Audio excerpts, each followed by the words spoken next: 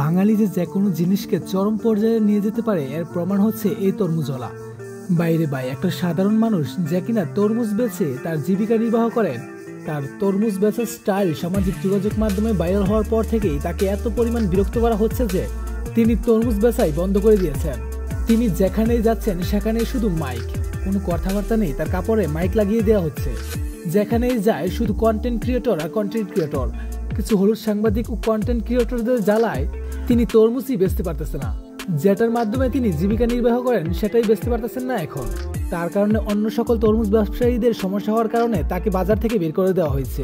তিনি 1.5 লাখ টাকার তরমুজ এনেছিলেন, কিন্তু 1 টাকার তরমুজও বেচতে পারেননি এইসব তথাকথিত কন্টেন্ট ক্রিয়েটর ও হলুদ সাংবাদিকদের জন্য। তিনি এখন শুধু বসে বসে কান্না করতেছেন। আসলে এইসব কন্টেন্ট ক্রিয়েটর ও হলুদ সাংবাদিকদেরকে কি বলবো, এরা হচ্ছে ডিজিটাল যুগের ভিখারি।